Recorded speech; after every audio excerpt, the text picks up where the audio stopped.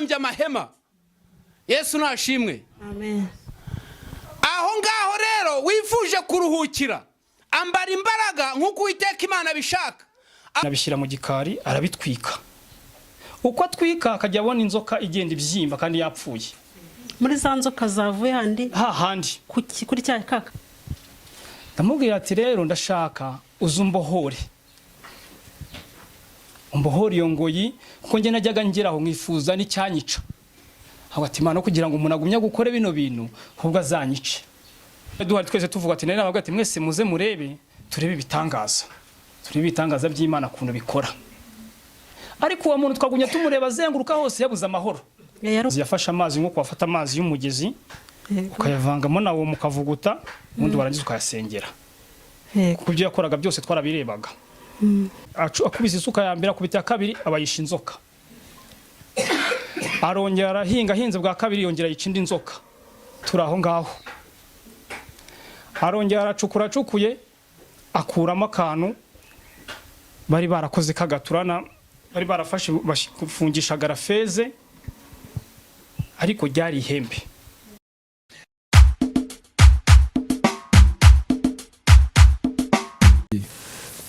Ndabasuhuje abakunzi ba Mama Linda Official. Uruwa gaciro gakomeye wowe bashe gukora subscribe nawe utarayikora nagushishikariza kugira ngo yikore kugira ngo ujye ubana natwe kuri buri kiganiro cyose dushyizeho.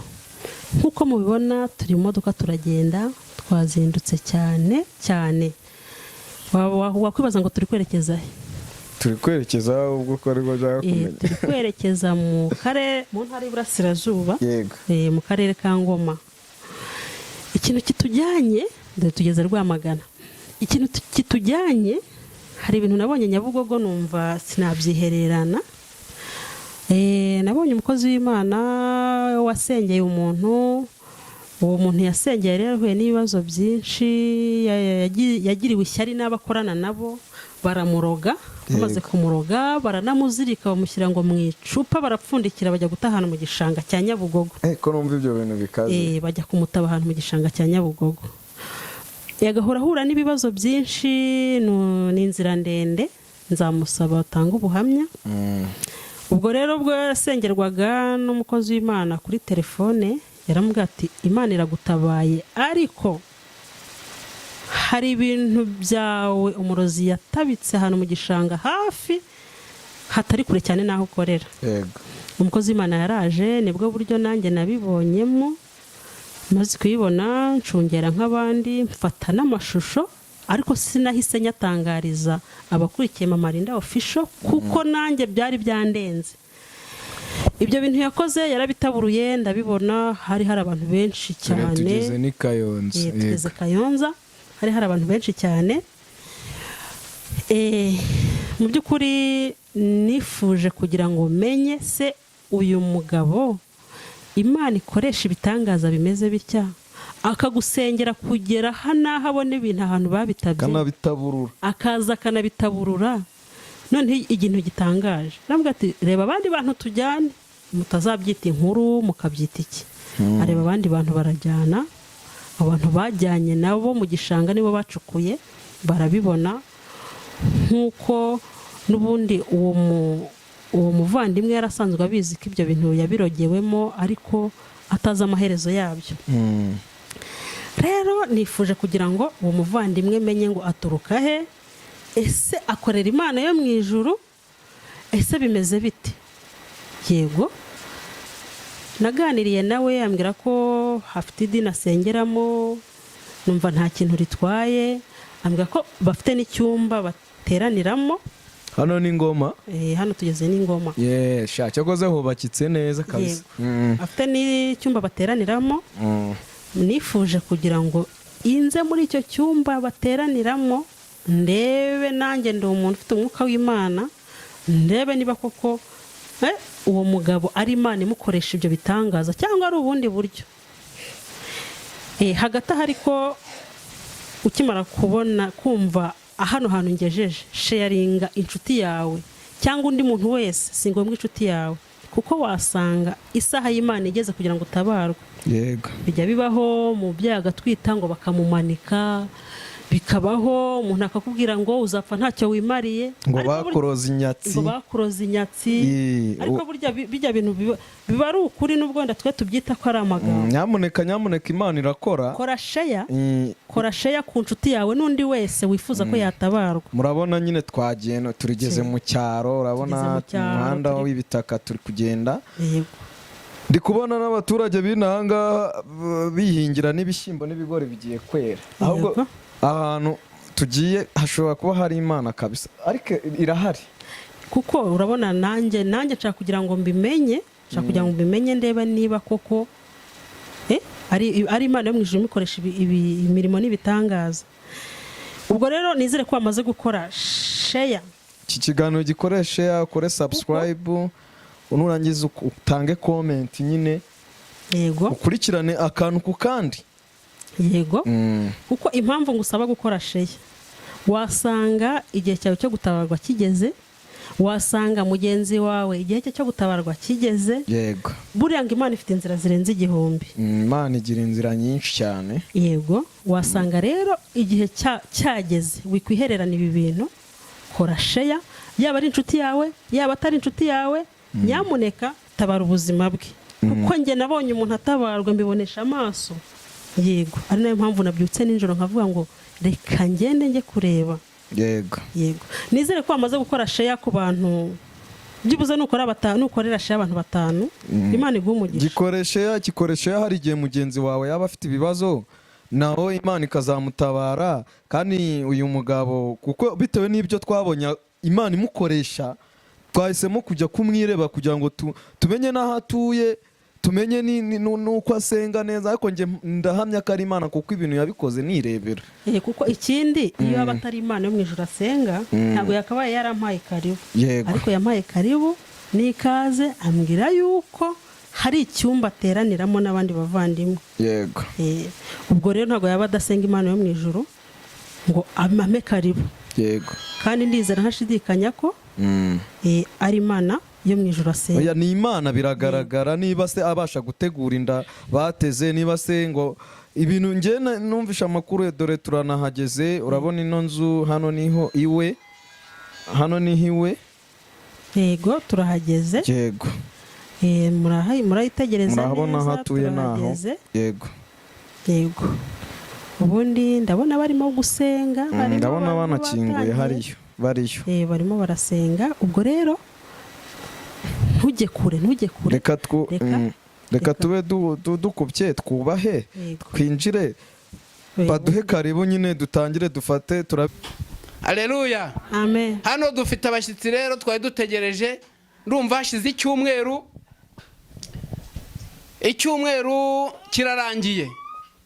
Kubw'imirimo n'ibitangaza, kubera umwami Yesu wabikoze, yewe ubwanjye nkamenya n'aba bavandimwe bifuza rero kuza ahangaha kudusura. Bahageze rero. Haleluya. Amen. Mu byubahiro byabo rero bahaguruka tukabakira mu izina rya Yesu. Amen. Haleluya. Nitwa Mukakarara Arodia. Ndi umumama w'umugabo umwe n'umwana umwe. Naturutse Kigali, nje hano muri gahunda yo kugira ngo numve ijambo ry'Imana. Nanarigeze ku bandi, mfite chano cyangwa se urubuga nyuzaho ijambo ry'Imana, ubuhamya se bw'abo Imana yagiriye neza, cyangwa se ikindi kintu cyagira icyo gifasha abantu, ariko uwo muntu azi neza ko icyo kintu ari Imana yagikoze. Mbese ibintu byanjye byose haba harimo ko Imana ariyo yabikoze. Inyigisho, ubuhamya. Haleluya. Amen. Nitwa Nsanzimana Jean de Dieu. Ndi umugabo ufite umugore umwe n'abana 2. Aba ndi umukameramani, uyu nguyu ndi umukozi wiwe. Yego. Ibindi byose Imana iduhana umugisha. Naturutse i Kigali. Haleluya. Amen. Imana yo mu ijuru rero ni umukozi w'umuhanga, murambure ibiganza tubakire mu izina rya Yesu. Bakire mu izina rya Yesu. Imana ibaha umugisha hamwe natwe, turabishimiye kandi turabakunda. Amen. Haleluya. Imana ibaha umugisha kandi bagire neza. Yego, nanjye uyu ni umudamu wanjye. Aba bose ni abavandimwe. Uko babona ahangaha bose ni abavandimwe baturutse impande n'impande. Kubw'imirimo n'ibitangaza bikorerwa ahangaha kuri uyu musozi. Nitwa Methode Marembe. Nkaba ntuye ahangaha Izaza mu karere ka Ngoma mu murenge wa Zaza mu kagari ka Nyagasozi umudugudu wa Rwanshuro. Hano twabasanze musenga, iyi groupe se iyobora wenyine, hari undi mufatanyije, bimeze bite? Ese ubusanzwe ubundi usengera he ubu ngubu? Nsengera mu itorero ry'Umwungeri Mwiza.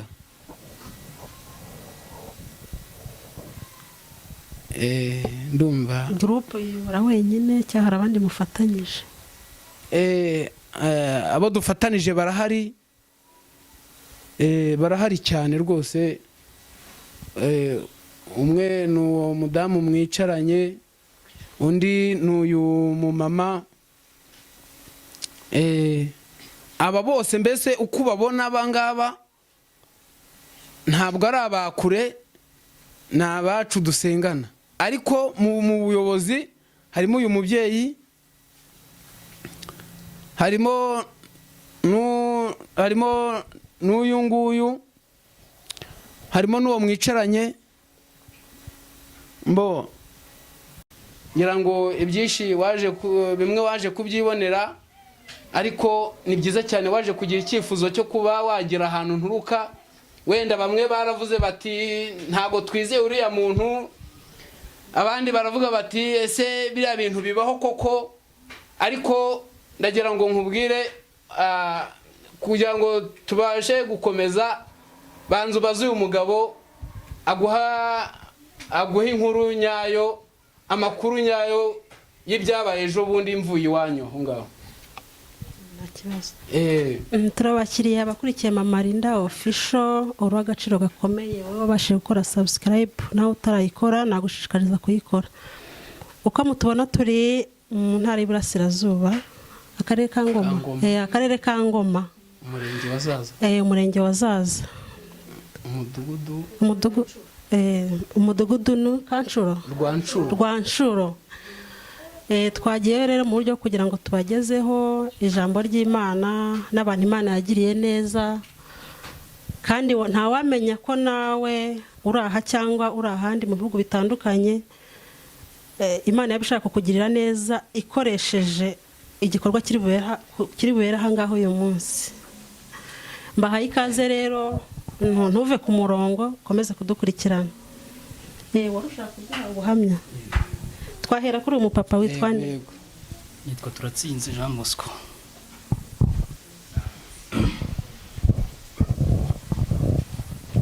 Haleluya. Haleluya. Amen. Yeye nitwa Turatsinze Jean Bosco. Nkaba naturutse hano mu murenge wa Zaza. Njya kuza kuri uyu mugabo ni umuntu wamundangiye, bitewe n'ibibazo nagendaga mfite. Ngewe mbere nakoreraga i Kigali ndi umutekinisiye, ariko ibyo nkoze nkabona ntibiri gukunda, ahubwo nkabona ibyo ndi gukoramo birarushaho kumanuka hasi kugira ngo nzamuke. Birangije ubutekinisiye mbuvamo, njya mu byo gucuruza. Nacururizaga Nyabugogo hano ku Ndagara. Yego. Naranguraga muri Tanzania na Uganda, ndangura indagara, nkarangura toni y'indagara, ariko nkabona na yayandi nashoye sinyabone. Bibaho twese turabizi. Imana, ibi bintu ni ibiki ko ngukorera, ko ngiriye abantu neza, ibi ni ibiki? ngeze aho ariko ndavuga ati wa mana we nzakunambaho sinzakorera bayari. Ariko uwo muntu binkora nkamukeka, aho ngiye gusenga hose bakabimbwira, nkavuga ati mbese watuma guhomba, watumaga mpomba. Yego. Nkavuga ati ariko mana, ariko none ikindi kizikurikiyeho twavuga tuzi ko buri mwaka mu minsi mikuru abandi basereburaga tuzi ko twega tugomba gushyingura. Yego. Buri noheri yagera tukumva ko dufite ubwoba. Ariko uwo muntu akaba yarabwiye mama wacu, igihe cyose nzaza uhora urira. Nkavuga ati mfite ubushobozi bwo kuba nanjye nabimukora, ariko nkavuga ati nzakorera Imana. Ariko mbere yaho navuye mu rugo njya kwiga tekinike. Nasize nayo mfite inka nyinshi, ndi umuntu wari ufite inka nyinshi mu gace aho ngaho. Inka nagarutse zarayonze, zarashizeho. Ndavuga ati Imana ko ngusenga ku gihe cyose, ngiye ndi umuntu wabyukaga guhera saa 8 z'ijoro nkasoma Bibiliya, ngasenga ibishoboka byose, ariko nkabona nta kintu gihinduka. Ati Imana, ibi ni ibiki? Nibwo umuntu yaje kundangira umuvandimwe, arambwira ati uyu muntu, kuri uyu muvandimwe akora ibitangaza, Imana imukoresha ibitangaza. Imana imukoresha ibitangaza, nta kintu wageze iwe arakira. Naje ari kuwa gatanu mu cyumweru gishize, turasenga, ibyanjye ibingose byose arabibona. Ndamubwira ati rero ndashaka uzumbohore, umbohore iyo ngoyi, kuko njye najyaga ngeraho nkifuza n'icyanyica. Aho ati Imana, kugira ngo umuntu agumye gukora bino bintu ahubwo azanyice. Yaje kuwa mbere, aza kuwa mbere hari nka saa 10, ariko twavuganye. Araza turaganira muri salo, ndi kumwe n'abavandimwe. Arangije aratubwira ati hano hari amazi y'umugezi. Turamubwira ati ni amazi y'umugezi. Mushiki wanjye mukuru ajya kuyashaka hanze, ayazanye aramubwira ati munshakire n'akawumo. Kakawumo arakavuguta mu mazi, ya mazi arayasengera. Amaze kuyasengera arambwira ati ngwino tujye hanze nkwereke. Hari ahantu twambukira uri kujya mu rugo hari akararo. Arambwira ati ko nshaka ko kano kararo tugakuraho, ariko ngewe sinari nzi ibyari byo. Ariko wa muntu kora duturanye ajya mu kiraro cy'inka. Ese ntaguciye mu ijambo, yafashe amazi yavanga na omo. Amazi yafashe amazi nko kwafata amazi y'umugezi, ukayavangamo na omo ukavuguta, ubundi barangiza ukayasengera. Kuko ibyo yakoraga byose twarabirebaga. Arambwira ati tujye hanze kuri kakararo. Arambwira ati kano kararo ndashaka ko tugasenya, ariko ngewe sinari nzi ibyari byo. Ariko nkajya mbona wa muntu nyiri kubikora ari mu kiraro cy'inka mararunguruka aho turi. Uwo wakekaga? Uwo nakekaga, ariko si ukumukeka byonyine, nsanzwe muzi, ariko nta kintu wahinduraho. Ubundi bajya bavuga ngo ntago uyoberwa ukwibye, uyoberwa haguhisha. Nkabona n'ubundi ntacyo nahinduraho, ariko nkajya mvuga ati Mana uzamfashe uyu muntu, n'ubu iyo nsenze avuga ati Mana uzamfashe uyu muntu muhindure, nawe ava ibuzimu ajya uwo muntu. Arangije arambwira ati jya kushaka metero. Njya kwishaka kuri amuvandimwe ndayibura. Mbwira mukuru wanjye ndamubwira ati zana isuka. Azanye isuka uyu mugabo, cya kiraro arakiritura. Amaze kukiritura aracukura hasi, akubise isuka ya mbere, akubita ya kabiri abayisha inzoka. Arongera arahinga, ahinze bwa kabiri yongera yica indi nzoka. Turaho ngaho. Arongera aracukura, acukuye akuramo akantu bari barakoze kagaturana, bari barafashe bafungisha garafeze, ariko ryari ihembe bari barashyizemo. Abakazamuye hejuru, avati mu izina rya Yesu, akazamura hejuru. Agumya aracukuye ka kantu, twebwe we yarazi ibyo akora kuko yewe yari akabonye ko twebwe ntabwo twari tuzi ibyo ari byo. mwari mwayobeye ibyo ari byo. Twayobewe ibyo ari byo. Aracukuye ageze aho ryataka rimazemo, sinzi ukuntu ka kantu kongeye kamanukamo, azamutse hejuru arakabura ka kantu, avuga ati ka kantu kameze gate, akantu kagaki kari gafunitse neza, twa tutaramenya ikirimo twebwe. Yego. Kwa tutaramenya kuko we yarafunze, byo nkubwira cyo abarozi bazi gufunga, bihagije. Arangije umugabo wawe arakabura, ariko ryataka ryasohotse muri rakamanuramo, arebye hejuru ka kantu mu itaka arakabura. N'imvura yari yaguye, ari nimugoroba. Azamura asubira muri ryataka aragashakisha, ageze arakabona. Nkuko yavana akagera kuri ziransina, hari ahantu hari igiti cyamezemo umuhoko kinini. Ntafata isuka aragenda aracukura ruguru y'inzu. Muri kumwe? Turi kumwe twese n'abavandimwe. Kuko twari duhari twese tuvuga ati nari nabaga ati mwese muze murebe, turebe ibitangaza. Turebe ibitangaza by'Imana kuntu bikora. Ariko uwo muntu twagunya tumureba azenguruka hose yabuze amahoro. Yari umuturanyi wawe. Yabuze amahoro. Arangije aracukura, ntasangamo akantu kererana yari yarakoze neza kazingazinze nka ka kandi. Arangije aratubwira ati muze tujya mu gikari. Tugiye mu gikari arabufungura neza. Asangaga ako gatukambira akuye ku muhanda karimo ihembe, karimo ikinyu utamenya ubwoko byari ryo gikijigo, harimo uduti tune, harimo igitazi, kino gitazi cyo mumva. Utazi igitazi cyo mumva ubwo wamusobanura ko ari iki? Nivu. Ivu. Rino vujyo ku kiriyo. Hano batwika ku kiriyo. Bacanye bino biti irataka ryo ku kiriyo. Ubwo mbese twasobanurira abantu ko mbere yuko bashyingura umuntu kuba bari baraye bacanye n'iryavu baba bacanye. N'iryavu baba bacanye ku kiriyo. Yego. Ashyiramo n'uduti tune tuvunaguye. Utwo duti tune twa duti yadukoraga kugira ngo twari bane mu rugo. Ubwo yera dutanzemo igitambo ikuzimu. Arangije dusangamo itaka, rino taka ryo bashyinguye umuntu ku gituro. Abakurikiye Mama Linda Official barabizi ko abarozi bajya bifashisha itaka ryo ku gituro, ndetse rimwe na rimwe hari ukuntu babuza abadamu batwite kujyayo, sibyo ra? Yego. Ubwo niryo taka namwe bari bakoresheje. Arangije afungurana kakandi asanze ruguru y'inzu. Nako dusangamo yashyizemo ihembe, ashyiramo utwo duti tune, ashyiramo ryavu ryaho ngaho ku gituro ryo ku kiriyo aho ngaho bacanye. Arangije yongera naho ashyiramo rirataka ryo kumva. Yego.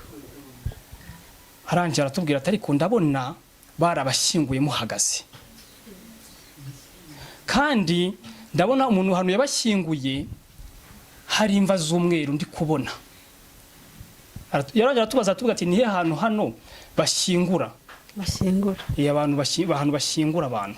Uko nguko nyine basigaye barafasha ahantu hamwe ariho bashyingura abantu bose. None turamubwira ati twebwe hari irimbi rya rusange, hari n'irindi rimbi ry'abapadiri, ahantu ku bapadiri bashyingura abantu b'abakristo. Aratubwira ati hoya ngenda ndabona hari ahantu hari imva ziri kwererana zisa umweru. Turamubwira ati ubwo wasanga ari kwa padiri. Arangije bya bintu arabifata arabitwika, arambwira ati jya gushaka essence, jya ku muhanda jya kugura essence. Bya bintu abishyira mu gikari arabitwika. Uko atwika akajya abona inzoka igenda ibyimba kandi yapfuye. Muri za nzoka zavuye handi? Hahandi kuri cya kakararo. Kakararo. N'inzoka mwe mwazijyanye? N'inzoka byose twari twabifite agiye kubitwika. Yego. Arangije uko atwika akajya abonamo ziragenda zibyimba kandi zapfuye. Aratubwira ati ariko ndashaka tujyane n'ahantu babashyinguye mu marimbi. Turazamukana. Bwira mukuru wanjye aramubwira ati zana umuhoro tuzamukane tujye kureba ahantu babashyinguye. Turazamutse aho ku marimbi, tumanukiye ahantu munsi y'amarimbi. Tugeze hepfo aravuga ati aha hantu ndumva tuharenze, dusubire inyuma. Dusubiye inyuma, tumaze gusubira inyuma aravuga ati turebere hariya mu giti. Cyari igiti cyazamutse ari ibiti bibiri, ariko mo hagati hazamukiramo ikintu cy'ikirabyo. Abwira mukuru wanjye tema bino birabyo biri muri cya giti, cya giti cyamereyemo cyazamutse. Yego. Ariko twabitemaga ahantu munsi y'amarimbi. Yego. Arabitemye. Umugabo aramubwira ati zana uwo muhoro nkwereke. Nawe arabitemye ku ruhande, acukuyemo azamuramo igicupa. Kino urabona kino gicupa bakunda kwita ngo havamo inzoga z'ibyuma. Yego. Ariko hasi yari yaragikase indiba yo hasi, uwo murozi. Amaze kugikata ashyiramo bya bintu byiwe yakoreshaga, ubufindo, ashyiramo n'itaka. Arangiye aracukura avuga ati oya, aha hantu nta kintu kirimo, reka ndebere muri iri cupa.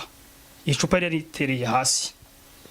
Uyu mugabo ararikubita, bya bintu bivamo. Bivuyemo tubona harimo akantu yahambire nka kanwa bwa bundi bwari buri mu rugo. Yarahambirije, agagozi k'igitenge, cyari igitenge mushiki wanjye, kuko icyo gitenge cye sinkizi. Cyari igitenge cya mama wacu. Mwarakarebye mubona murakazi. Mushiki wanjye ngiye kuko sinari nkazi, kuko ubona ko yabidukoze tukiri bato, kuko wa muntu twakuze twumva ari nka mama wacu. Ubu wabarogaga? Waturogaga, twakuze twumva ari nka mama wacu, abana be birirwa iwacu twisanzurana, ubona nta kibazo. Tugenda njyayo nkaragira inka ziwe, nkaziragirana n'izacu, numva nta kibazo. Ariko tukaba tuzi ko abikora. Naguciye mu ijambo, umwana mufite ababyeyi, mufite ababyeyi? Dusigaranye mama wacu, papa wacu yarapfuye. Sawa, komeza. Ariko aho tuje kumutahurira, hakaba hari mwishywa wacu wapfuye, umwana aba kwa uwo mukobwa we. Turavuga ati ko umwana twamumuhaye ari muzima, akaba amutugaruriye apfuye, ibi bintu ni ibiki? Ho ngiye gusenga hose bakambwa ati uyu muntu yaguteje inyatsi idasanzwe, ya nyatsi kuzayibohora ni amasengesho akomeye, kandi nucunga nabi nimudasenga arabamaraho mwese. Nkajya nsenga nkavuga ati Mana wazanyeretse ikimenyetso, Mana wazanyeretse mu maso kuko uri bitangaza. Ubwo ibyo wasengaga mbere yuko uhura n'uyu mugabo? Yego. Ka kantu tugeze hamwe twagiye ku marimbi, aragafungura dusangamo muri ka kantu nyine yafunitse kagatu karimo, kameze nka bwa bundi bwari buri mu rugo, kuko iyo gafunitse ntabwo umenya ibirimo. Yego. Ubimenya yuko afunguye. Aragafata, kwera kari karimo itaka, twari dufite n'amazi, amazi yasengeye, arakoza kwera kari kari itaka. Tubona kagifunitse, tubona ni akantu kererana. Arafunguye. Amaze gufungura dusanga ni imisatsi ine yagiye afunika neza, akagenda akora ibice agenda ahambiranya. Kandi mu rugo mwari bane? Twari bane. Ariko akiza aratubwira ati hano muri urugo muri bangahe? Mama wacu aramubwira ati hano, ashaka kumubwira n'abadahari, avuga ati ndashaka abo muri uru rugo ababona. Aratubwira ati ko ndi kubona hano abantu bane tutarajya aho ngaho. Barabashyinguye? Aho badushyinguye. Tuntu dusanga ni imisa, hano muri telefone ndabifite naho narabifotoye. Okay, nibyo byiza. Sawa. Abirangije dusanga ni imisatsi nizingazinze, agenda afungira ishashi agenda ahambiranya muri ka kantu. None arangije ashyiramo uduti tune tuvunaguye, ashyiramo ryavu yo mu marimbi. Arangije akora umusaraba. Kubona umuntu akora uyu musaraba bashyira ku irimbi, ashyiramo hahandi muri ka kantu na ya misatsi. agenda ashyira muri icyo kintu afungiramo. Urwo urumva yari yaradushyinguyemo aho ngaho, ariko tukagenda turi abantu ariko dushyinguye mu marimbi, twarapfuye duhagaze. Kubera iki ariko ibyo bintu? Kuko n'ubundi twarakoraga ukabona ibyo dukoze nta kintu umuntu atera imbere. Ngasanga ndi umutekinisiye wemewe mu mujyi wa Kigali kuko nakoraga muri Hyundai, yego, nkacuruza indagara hano kuri Nyabugogo, ariko nkabona hogomo ndagenda njya hasi. Ati Imana yanjye, ibi ni ibiki biri kumbaho? Nibwo umuntu yandangiye kuri uyu mugabo arambwira ati uyu mugabo arasenga. Ndavuga ati nanjye ahantu basenga niho nkunda, kuko Imana nyumva mu busa. Nibwo naje umugabo ambwira ibyanjye byose, nsanga n'ubundi byambwiye nagendaga bimwe babimbwira, ariko nkabura umuntu wambohora ankureho iyo ngoyi. Uyu mugabo nibwo yaje akora ibitangaza, kuko n'iwacu ntabwo barabyiyumvisha, avuga ati yakuriya mugabo ni Imana akorera cyangwa. Ariko kubera kwizera kwanjye ndavuga ati nibyo itarakora izabikora. Ntaguciye mu ijambo, nanjye impamvu naje hano nuko nanjye nibaza ngo ese uyu mugabo arasenga se cyangwa n'ubundi? Ndavuga nzaza ngera ahantu usengera ndebe, kuko niba haba hari abantu bari gusenga, kuko nanjye ibyo nabonye biratangaje. Yego, niyo mpamvu navuye i Kigali, biragoye kugera hano. Ariko nanjye navuze ngo ntago natangariza abakunzi banjye cyangwa se Abanyarwanda ikintu ntafitiye gihamya. Yego, nanjye niyo mpamvu njyewe icyo naguhamiriza cyo, nasengeye ahantu hatandukanye. Nasengeye kwa Gitwaza, niho nasengeraga nyibi Kigali, ahantu hatandukanye. Ariko umuntu akambwira ati wa muhungu we, senga ukomeje, kuko ufite ibitero bya Satani bikugarije, kandi uyu muntu araguhiga ashimikije. Nibwo navuze tumunandangira kuri uyu muntu, kuri uyu mugabo. Ntabwo nari muzi, so kuvuga ati ni umuntu yashatse azavuga ibintu uko bitari. Nje yankora ibitangaza ndabibona. Ntabwo ari wakoze ibitangaza, tubyumve neza. Yesu uri muri we ni wakoze ibitangaza. Twihuse watubwira uko byarangiye. Yego, arakoze. Uko nyine byarangira aho ngaho arabitwika, bigenda bite? Uko byarangiye aho ngaho, tujya ku marimbi, yabwiye mukuru wanjye, aramuga ati wowe bifate nta kibazo, ntacyo uri bubi. Mukuru wanjye arabifata neza byose, aramuga ati bimanukane ugende ubitwike, ivu rijugunye.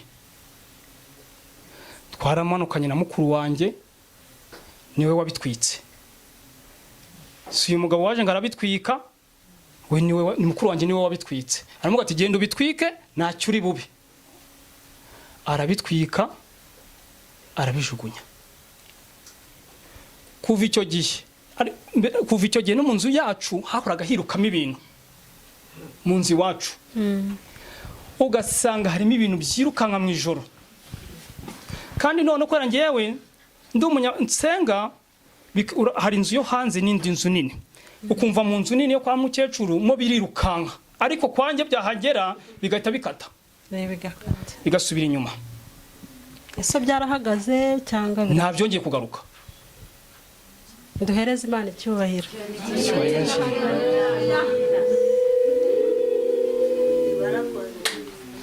Ibyo bintu nta byongeye kugaruka kugeza n'ubu ngubu. None uwo muntu wakoze ibyo ngibyo, iyo duhuye ashaka izindi nzira aca, ntawe wigeze abimubwira. Oya, yarabimenye. Nawe n'iwacu ntawe wigeze ugira icyo avuga. N'abaturanyi uyu mugabo aza, n'abaturanyi bigeze babimenya, usibye twebwe twabimenye twenyine. Ariko iyo duhuye ari nge, abantu b'iwacu bose arabahunga. Ubona ko icyaha cyamuriye. Birumvikana. Ariko ngiye nkahora nsenga mvuga ati Mana, ibyo yashatse kunkora ni umubyeyi yarabyaye ariko sinabyifuriza ko yabikora abana be. Ahubwo Mana uzamuhindure akugarukira amenye kuri Imana ikora ibitangaza. Yego, kandi Imana idusaba gukunda abanzi bacu. Buriya iyo dukunze abanzi bacu, Imana yo irareba ikavuga iti yamukunze nta mutima mubi, yo ihita imuha ikimukwiriye, muha igihembo kikwiranye n'ibyo yakoze. Kandi none ikindi kibabaje nk'ubwo yabinkoraga, nakuze ndi umuntu w'umukozi, ndi umukozi ukora cyane, ariko usanga abo bana be nk'ubwo yabinkoze batandusha n'ubushobozi. Kubera iki gusenga iyo Mana ngahora ndakambira Imana nyibwira ati Mana kora ibi, kandi ngasanga Imana koko uko mbisabye niko ibikora. Gusa nyine ntago nubwo biba bidukanga ariko aba ari intare iziritse. Yego, wenda birashoboka ko aho wari uri bugere mu gihe cy'isaha ushaka kuhagera mu minsi 2. Yarandindije. Yarakudindije. Ariko nta cyabuze umugambi Imana gusohora. Cyane. Urumva? Ibyo nkubwiye uyu mugabo we namubonyemo icyo nababwa ati namubonyemo Imana. Akorera Imana. Akorera Imana, namubonyemo Imana kuko Imana ntango yakwiyereka ariko yohereza umuntu wayo. Ni Imana rero yamwohereje kugira ngo atubohore iyo ngoyi. Atubohore iyo ngoyi kuko naho twahoraga twebwe twiteguye ko buri Noheli abandi basereburaga Noheli tugaserebura twebwe tukajya gushyingura. Tujya gushyingura kandi noneho we yatoranyaga uwashatse ufite akamaro. Akaba ari wahitana. Kuko njye niteguye ko Noheli bagomba kunshyingura. Gusa Imana ihabwa icyubahiro igenyuranya amaboko n'abanzi bacu batekereza. Njye niteguye ko kuri Noheli ngomba gushyingurwa. Kuko ninjye umuntu wari ugezweho ngomba gushyingurwa. Ariko Imana yarabinesheje. Kuko nahoraga mbwira Imana nkabibwira ati Imana nunkorera ibitangaza nanjye nzagukorera. Kandi koko yankora ibitangaza n'ibyo itarakora izabikora kubera imbaraga zayo. Turagushimiye cyane. Tubwira abakurikiranye Mama Linda official ko uyu ari umupapa, si umupapa. Ni umusore waduhaga ubuhamya by'uko Imana yamutabaye. Birashoboka ko nawe uyu munsi yaba ariwe ugezweho. Birashoboka. Nicyo cyatumye mva i Kigali nkaza Iburasirazuba mu karere ka Ngoma izaza. Yego. Nimero y'uyu mupapa usengera abantu turaza kwishyira ku kiganiro. Murakoze. Murakoze namwe. Ashimwe. Ngo aho ubwoko bwanjye bwifuje kuruhukira niho Satani yabambye amahema. Yesu nashimwe. Amen. Aho ngaho rero wifuje kuruhukira ambara imbaraga nk'uko Uwiteka Imana bishaka. Aho ngaho uhimure ibirindiro by'abadayimoni kuko nta kindi kidushoboza ni Yesu Kristo wenyine. Mu rugendo turimo, mu byo tubona, mu byo dutekereza, mu byo dukora, mu byo tuvuga, tugomba kuvugira mu Mwami mu mbaraga z'Umwuka Wera. Yesu nashimwe. Amen. Haleluya. Amen. Hari ijambo Samusoni yigeze avuga, we yarababwiye ati Abafilisitiya ubu barashaka urwiyenzo. Ubwo banyimye umugeni wanjye, Imana nimbareho urubanza. Nawe hari ikintu ushaka ku Mana yawe, ugomba kuvuga uti Imana nimbareho urubanza. Ubu naje nje kurwana intambara y'Umwuka Wera, atari intambara y'umubiri, ari intambara y'Umwuka Wera. Haleluya. Amen. Yesu nashimwe. Uwiteka ni umukozi w'umuhanga, ari kumwe natwe uyu munsi. Amen. Oh, haleluya. Amen.